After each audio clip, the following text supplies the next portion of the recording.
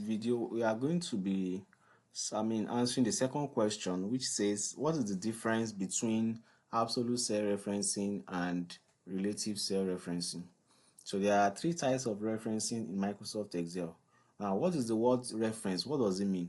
When you talk about reference, you are talking about the name of a particular cell. That is what we call reference in Microsoft Excel. So like you are referring to the name of a particular cell.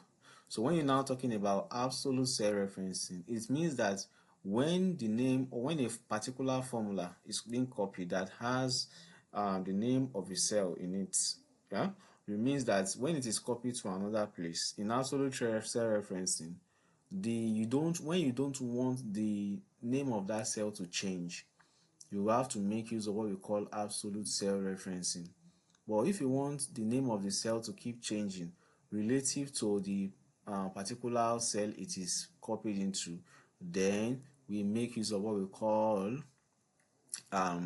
relative cell referencing. So absolute cell referencing, when the formula is copied, it doesn't change. The references of the cell does not change in absolute cell referencing, while in relative cell referencing, the references of the cells change. So when you copy a formula in cell relative referencing, you want to copy a formula, it automatically adjusts the cell names that are contained in that formula. But in absolute cell referencing, you have a fixed reference. So when you copy the formula, the cell range does not change when it is copied, so it is constant. And in mixed cell referencing, you can lock the name of the row or the column alone, so that when you are changing or you are copying the formula, the name of the cell or the name of the column alone remains constant. So I'll be showing us the first two, which is absolute cell referencing and relative cell referencing. Now let's go on. We are going to be making use of this data set. So we are going to be assuming that this is the monthly income of somebody, and then this person pays a total tax percent of 3% on whatever he earns as his monthly or his total monthly income. So this person is getting a salary of 150, and inside also that is doing, he has a business somewhere, a registered business where he's also making some amount of money. So for you to have a registered business, you have to have a registered bank account, and it's going to be connected to your tax ID so that you can be paying tax on it. So let's assume that this person is earning from a side hustle, he makes an additional amount of maybe 20,000. This one makes an additional amount of 40,000. This one makes an additional amount of 50,000, and this one makes an additional amount of 60,000. Before I move on, I want to show you how you can attach the comma to your number so that it will look more mature. So in this number, I'm going to highlight all this set of numbers. Then I'm going to come up here under the number command group, and then I'll click on comma. So after clicking on comma, you can see the adjustment and then the attachment of what? Of two decimal place to each of the numbers, which is very good when you are talking about currency. Now, I want to make use of relative cell referencing to calculate the total income. So if you notice now, to calculate this, it's going to be an addition of this one, which you are going to click on it, and you put your plus sign and this one to form our total income. So we have a total income of 170. So if you look at the cell reference up here, it is B2. Let me double click here for you to see it. This is B2 plus C2. That is the cell reference, B2 plus C2. So when I click on enter, then if I manage to copy the formula down from here down to this place, yes, you can see that all the figures are showing. But what happened is that the formula was copied down and relative cell reference was being applied. Up here, it was actually B2 plus C2. But look at it. Down here it is B3 and not B2. Why is it B3? Because here we are relating to what? We are referencing the cells here, which is what? Cell B3 and what cell? And cell C3. You can see that the cells are now changing. Yes, they are now changing. So the cell here is B2, the next one is B3, the next one is going to be B4 as we are seeing it, and the next one is going to be what? It's going to be B5 and C5. That is relative cell referencing.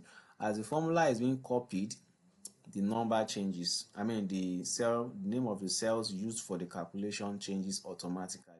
Well, now let's look at another scenario. We want to calculate the tax paid for this person. So I'm going to put my equal sign. Normally it's going to be income multiplied by the tax, and the tax is 3%. So I'm going to click on it here and press my enter key. So as soon as I do that, it's showing me the total tax that this person will be paying on 170,000, which is 5,100. Now I'm going to copy this downward and click on this point. So by clicking on it, you can see that it's not giving me any reasonable answer. What I'm getting here is what? I'm getting a dash, and a dash. Now why am I getting a dash? Because relative cell reference was being applied to the 3 cells down here. You know, the one here, if you double click, we have D2 and what? And B8.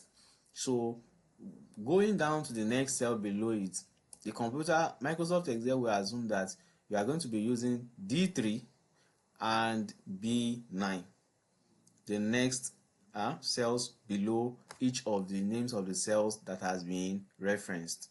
But it's not like that in this case, because there is something that is constant here, and what is constant here is what? Is this cell, which is B8. So, and that B8 must be constant throughout this formula to get the right answer. So it's not going to be what? D3 and B9. It's supposed to be what? D3 and still B8. This one is supposed to be D4 and still B8, not B10. This one is supposed to be, and this one is supposed to be D5 and B8, not B11. So that is the problem here. So to eradicate that, or to make your cell to have an absolute cell reference for the cell which is B8, I'm going to put a dollar sign at the beginning of this one, showing that I want the column to be constant. Then this one showing that I want the row to be constant.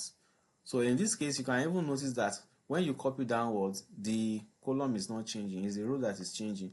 So you can even decide not to even put the dollar sign at the front of the column at all. The column name is B. But let's start with this one and see what happens. So now let's copy down the formula. So you can see now, the reason why it's bringing hash is because the figure here cannot accommodate, this cell cannot accommodate the figure. So we are going to expand the cell a little bit so it helps us to see the entire figure. So whenever you see the hash sign, it's telling you that the figure is longer than the cell length. So you are now going to expand it. So you can see now it's giving us the appropriate answers. Why? If you now click on this, you can see that the BH remains constant here. If you go down again to this place and double click, you can see the B8 remains constant, while the other one is changing as you are going down. That is how to achieve absolute cell referencing. So now let me go back up again and practicalize the other one, which I said. Since we can see that the column name is being constant throughout our cell, we can decide not to put a dollar sign here. So now we are applying what we call mixed referencing. So for the column name, we are not using what? We are not using a dollar sign to hold it down, to lock it, but we are locking the what? The row, because we want it to always be what? On row 8. So this can also still be applied. Then you can copy down the formula. Let me delete this one. Then I copy down the formula from here. So by double clicking, you can see it's still giving me the answer, because in the subsequent referencing for what? For B, it's not changing the column name, so I can still maintain that and lock the row which is changing, so that it will not change and it will remain on the same cell. So that is how to differentiate between absolute cell reference and relative cell referencing. Thank you. See you in my next video.